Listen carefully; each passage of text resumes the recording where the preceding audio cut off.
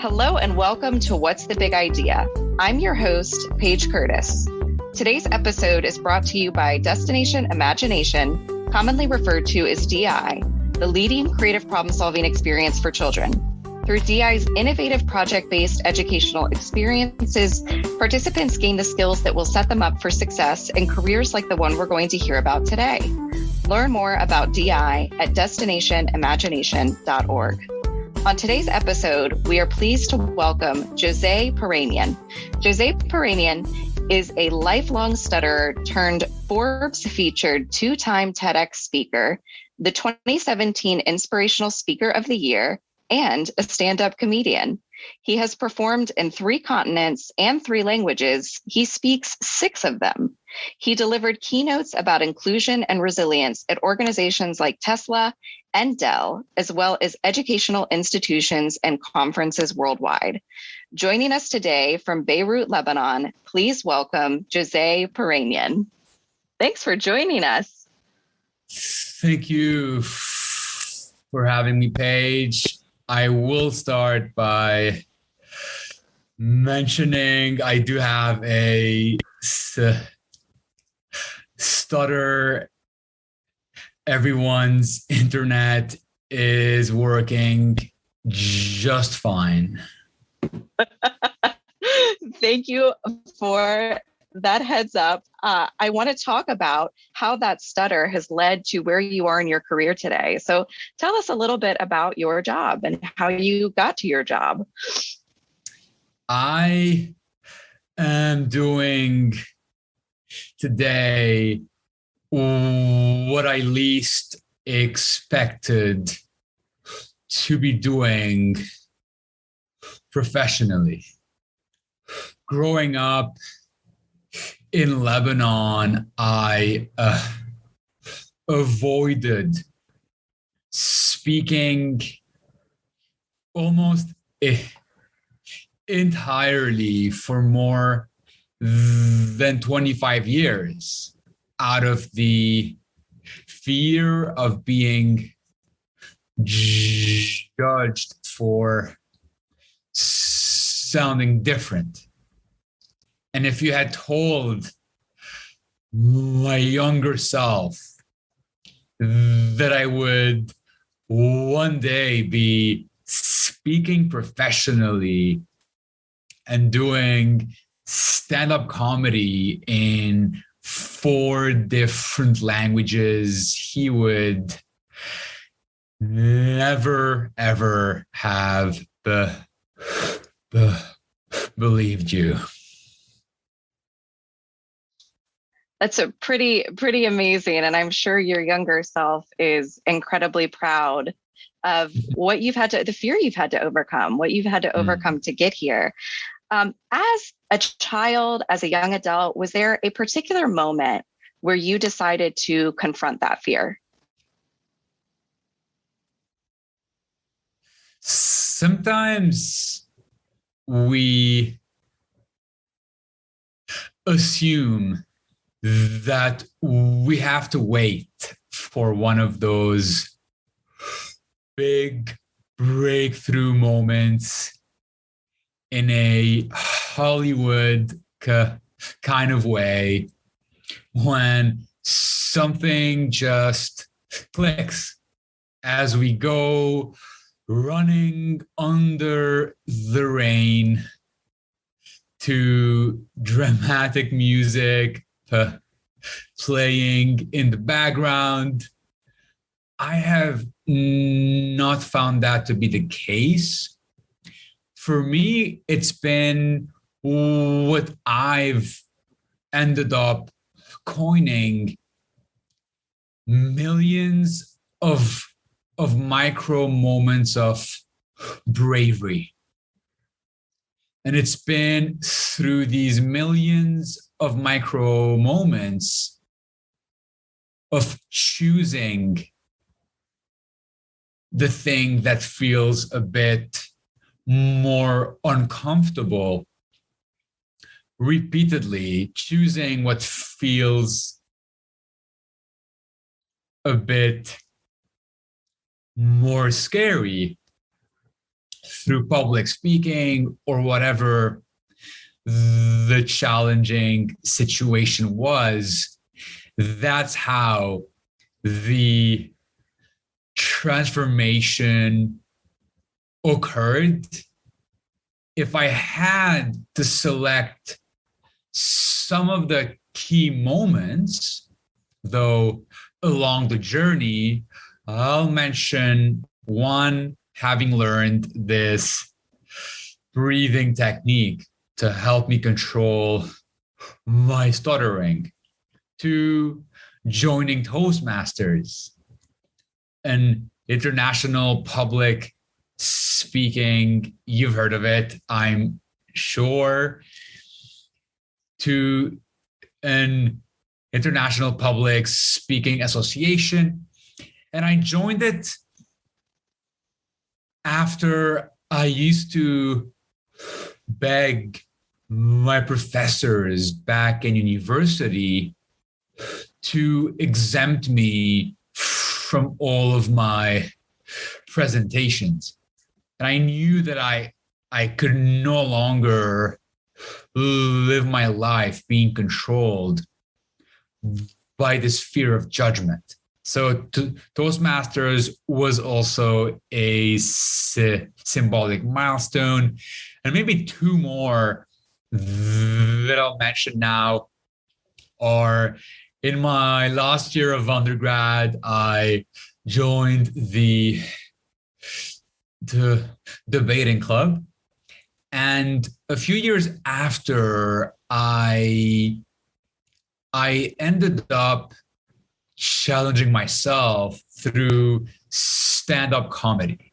And that, I think, was one of those, I won't say turning point, but one of those really symbolic moments that, combined with all of the other key moments where I chose discomfort, stand-up represented a new way of looking at myself and at the world. So there's so many amazing things that you just talked about. I want to break down a couple of them. The first is stand-up comedy. So stand-up comedy to me is terrifying. And that would be one of my fears. I think it is so much harder than it looks. Tell us about your experience as a stand-up comedian. I often tell people public speaking is challenging. It's a good thing I don't have a speech impediment. That would have made it so much more difficult.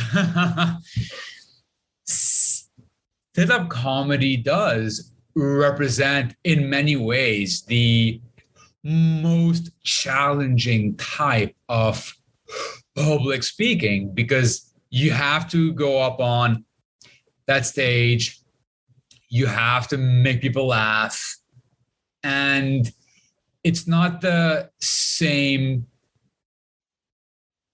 atmosphere than a professional conference. There's a certain wildness and unpredictability to the environment of a comedy club. And it is, I would say, one of those speaking situations that is both terrifying and exhilarating at the same time. Why I thought it was a magical endeavor for me to pursue is because it allowed me to flip what was something that made me feel painfully insecure on its head. It allowed me to openly joke about having a stutter, not for the sake of the audience, but really for my sake, as an exercise in self-acceptance, in self-love, in self-confidence. And I know that oftentimes jokes where you make fun of yourself are described as self-deprecating. I see it as self-empowering because I am fully owning what makes me different, what makes me unique. And once we are able to fully own what makes us unique, we regain control over our narrative, and we are no longer controlled by the fear of being judged for not being like everyone else. So there's this really poignant idea wrapped up in what you're talking about, to lean into your insecurities, to challenge yourself to overcome that fear. And that's something that for me as an adult is difficult to face. And we may have some young listeners, some students right now listening to this who are wondering, how do I overcome my insecurities or my fears? What advice would you give to those students? Absolutely. The first thing I would tell, hi, by the way, whoever is listening to this conversation, so glad you're here. So one thing I would say is it's okay to be different. It took me so long to grasp this idea. So I'll say it once more. It's okay to be different. When I was growing up, I chose silence to defend myself from the world because I held the belief that being different meant that I was not good enough. So advice number one, it's okay to be different. Own what makes you unique. Two, use fear as a compass that will guide you where you need to go. Say you are in class, whether that is in person or virtual, and you want to participate, but you are feeling insecure. I sound funny. English, or you might be thinking English isn't my first language, so I don't want people to make fun of the way I pronounce certain words. Or you might think, am I as smart as my classmates? Am I as well-spoken? What will they say? So these are all thoughts that might arise as you get ready to do something that you are afraid of doing. And when those fears come up, or as I sometimes call them, inner stutters, when those inner stutters start to show up for you, one thing I would recommend is to use that fear as a compass, to use them even as a trampoline.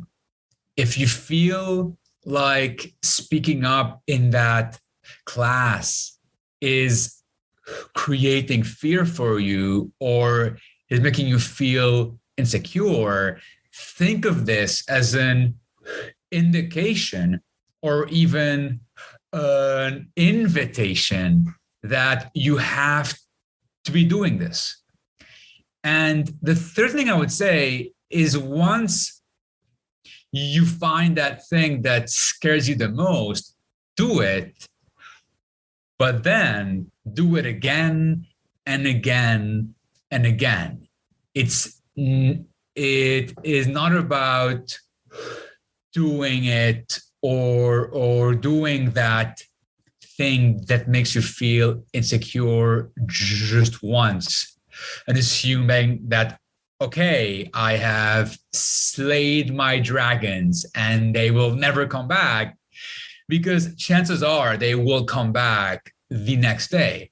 And then we have to slay those dragons again and again and again until we start believing that, hey, fear and action are not mutually exclusive. Fear and action can coexist.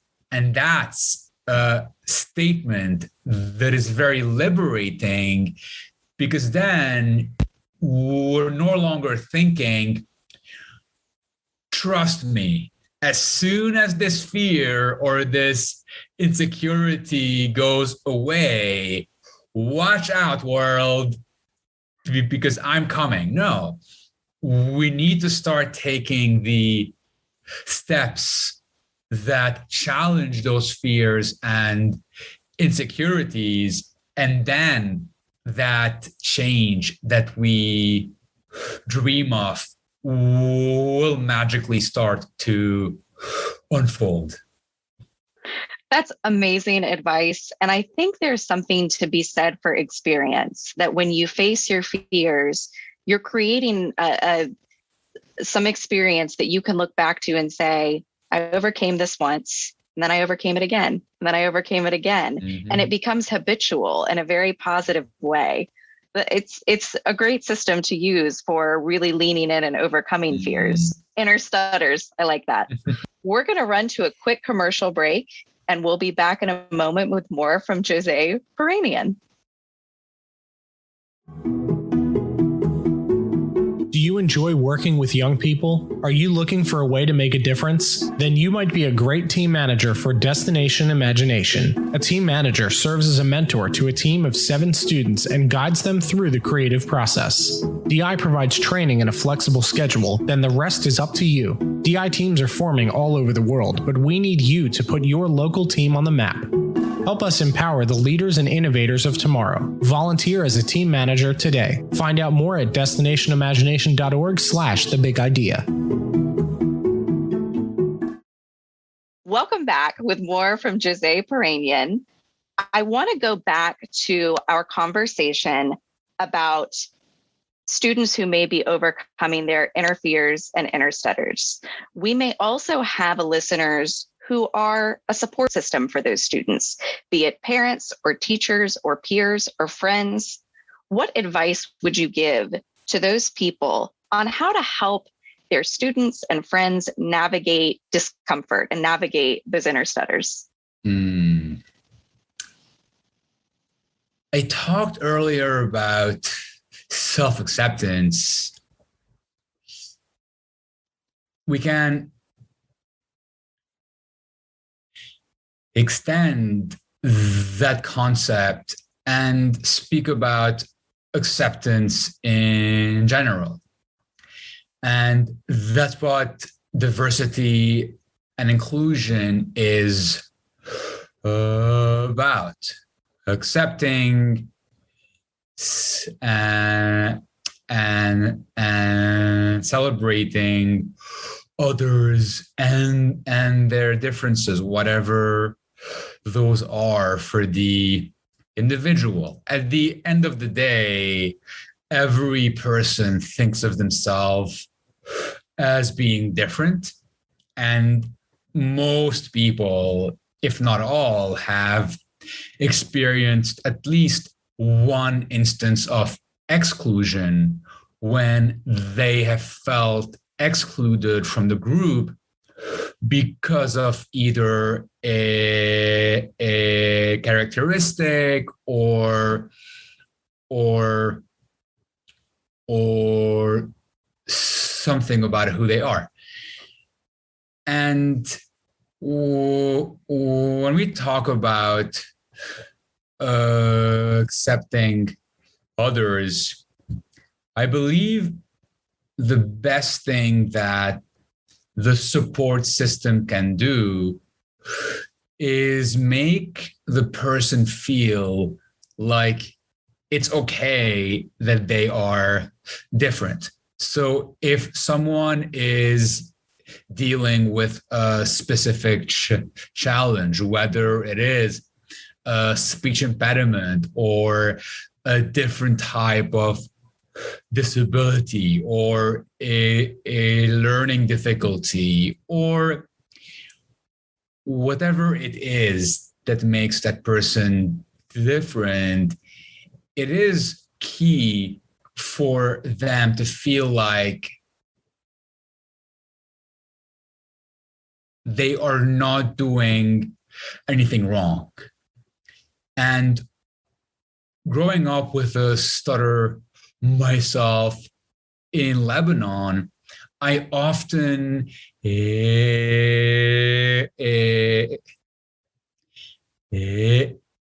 experienced shame about the fact that I was different, and had my environment, whether it's a school or whatever, had that environment been filled with messaging that told me otherwise, that would have been really empowering for me to realize that it's okay for me to be the way that I am. It's still possible to seek to improve or to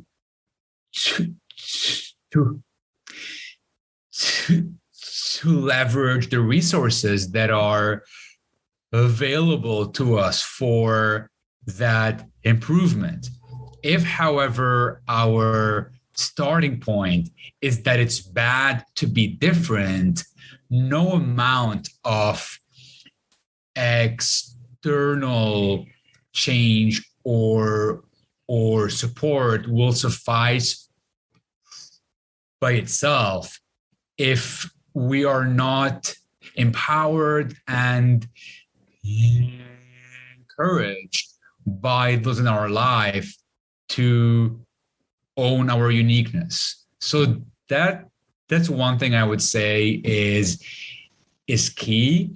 One other thing that comes to mind is being an ally, in the sense that if you pick up on behavior that seems like discrimination, or that seems like people are jumping to inaccurate conclusions about the person based on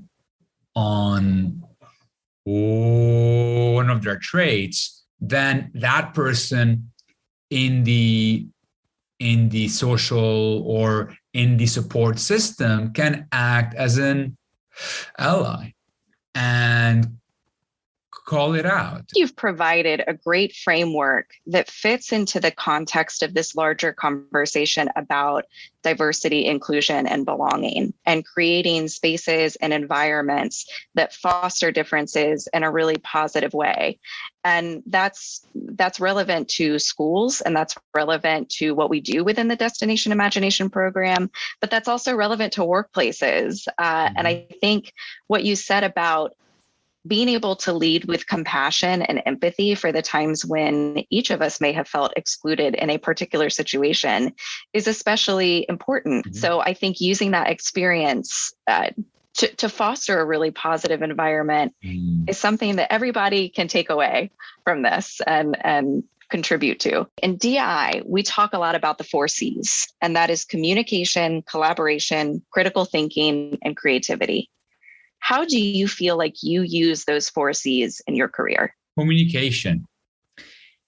Something that I shied away from most of my life for more than 25 years. And today it is what I do. I communicate professionally.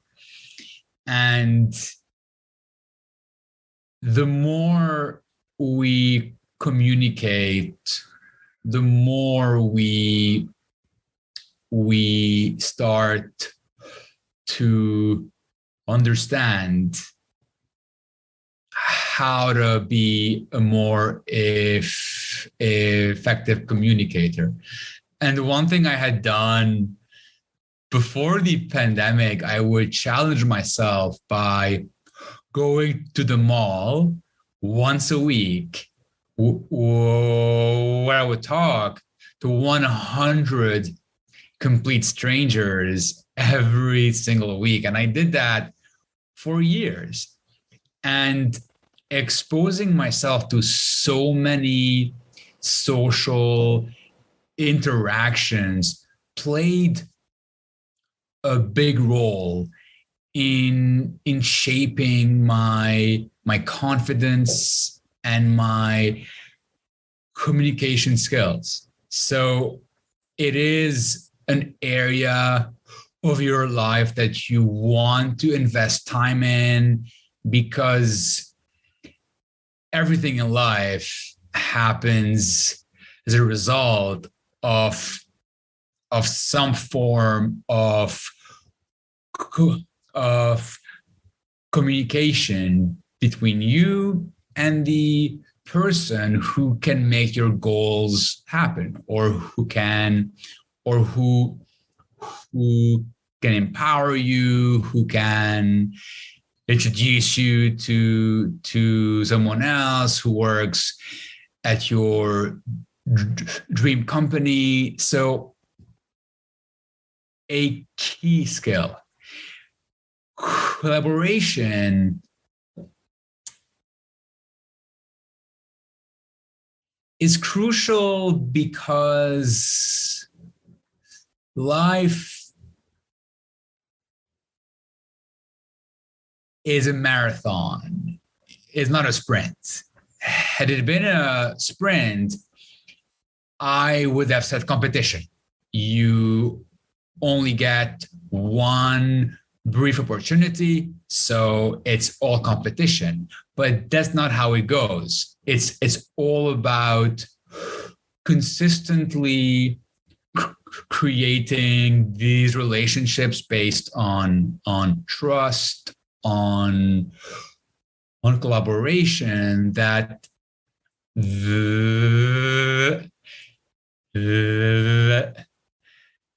allows us, as I mentioned earlier, to co-create impact. So that's what I think about collaboration. In terms of, and one other cool thing about collaboration is that it implies inclusion and thinking of ways to incorporate different perspectives, different ways of looking at the world to come up with a final result, a final outcome that is far more superior and impactful than instances where we insist on doing everything on our own. And lastly, creativity. It's good to be intentional with our creativity to ensure that we are strengthening the muscle that allows us to create new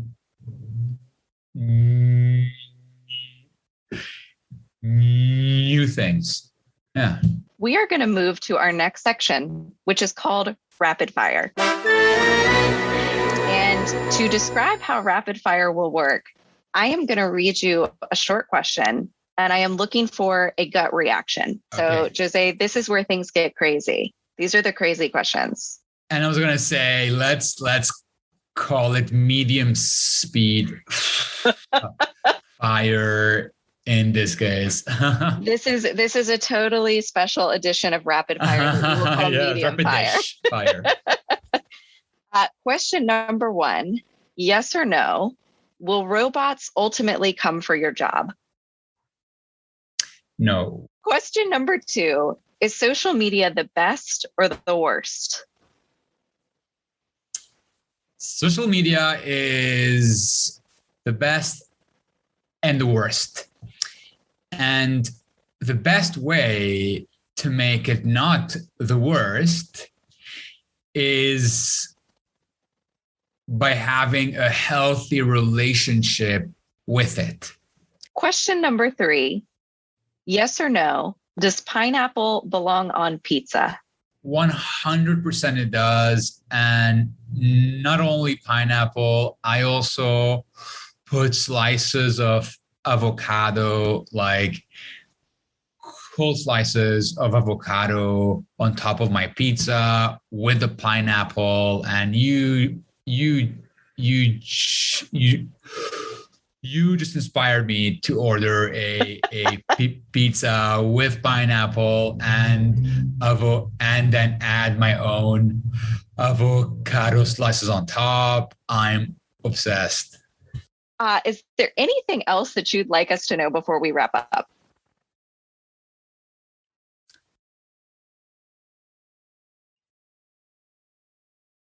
There's a quote that I often think about. It's by the Stoic philosopher Marcus Aurelius. And it goes, what stands? It goes, the impediment to action advances action. What stands in the way becomes the way.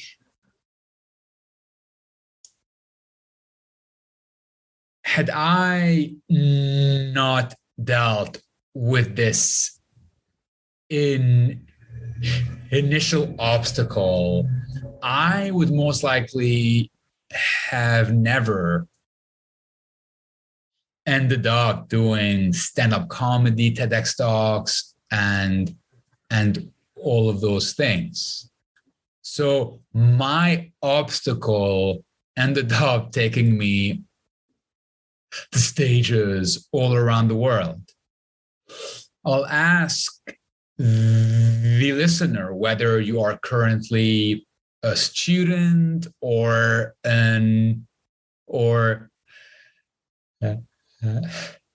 alumni who had gone through the program in the past. What is your obstacle and where will it take you? There's something really poetic about considering your biggest obstacle to also become a strength and a motivator and something that pushes you through life. So that's a fantastic quote and one that I didn't know. One last question. What big ideas excite you right now?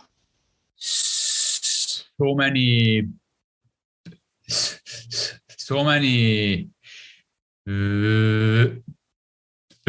so many big ideas excite me these days. This whole period of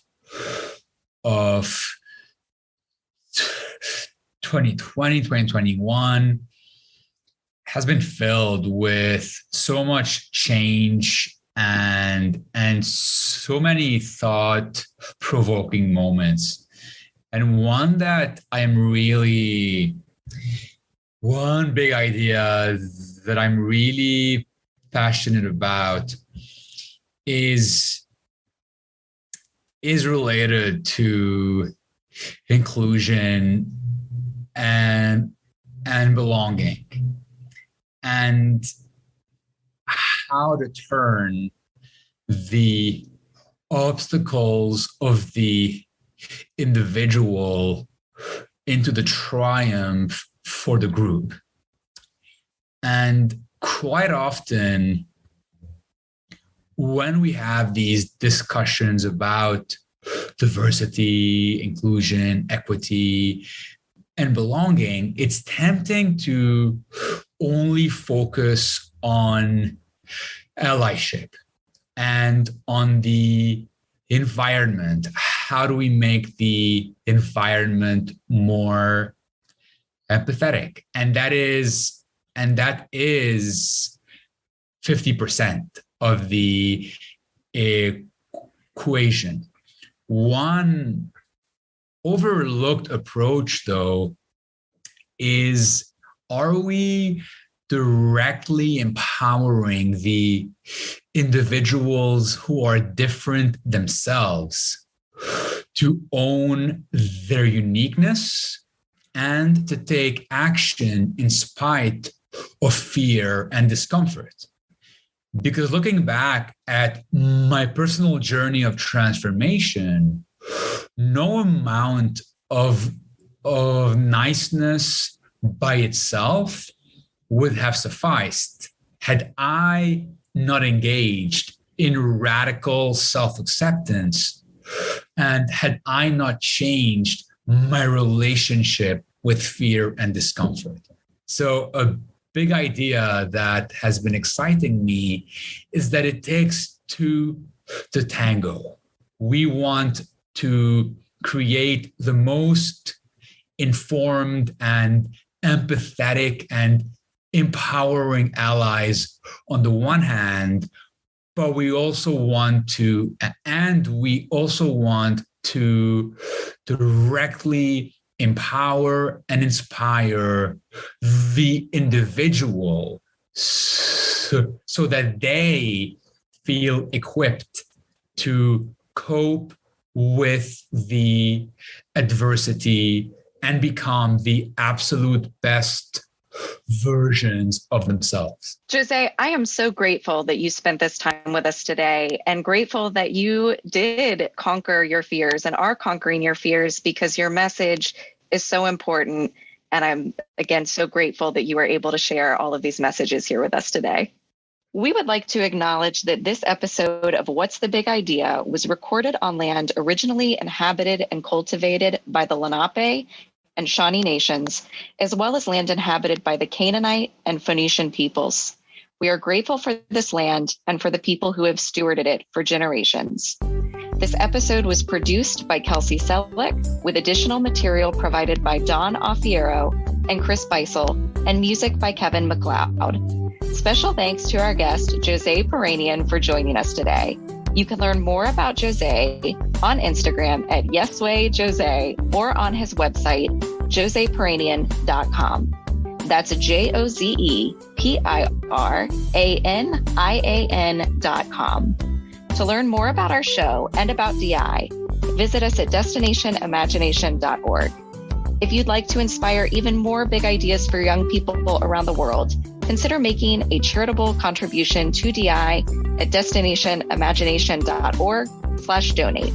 I'm Paige Curtis. Thanks for listening to What's the Big Idea?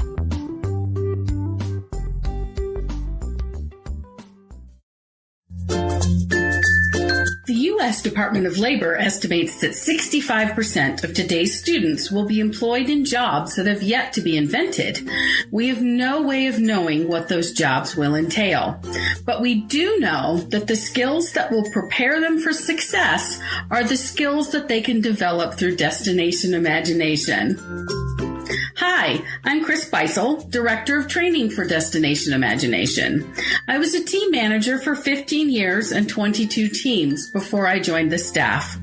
Being a team manager was the best thing that I did for all my children.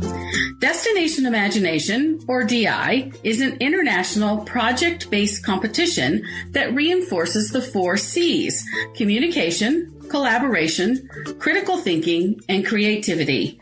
You probably heard about those skills in today's episode, and DI is the place where kids like yours develop those skills for themselves. Students work together in small teams to create solutions to a challenge. DI's team challenges fall into one of 7 categories: scientific, technical, engineering, fine arts, improvisation, service learning, and for our younger children, early learning. A DI team selects one of those 7 challenges and prepares a solution to present at a local tournament. Throughout the experience, students create projects, solve problems, build relationships, learn new concepts, and have a great time in the process. We're building the workforce of the future. Today's DI participants are tomorrow's innovators, problem solvers, and leaders. If that sounds like a good fit for you and the young people in your life, we would love to have you join us. To get started today, visit destinationimagination.org/learn more.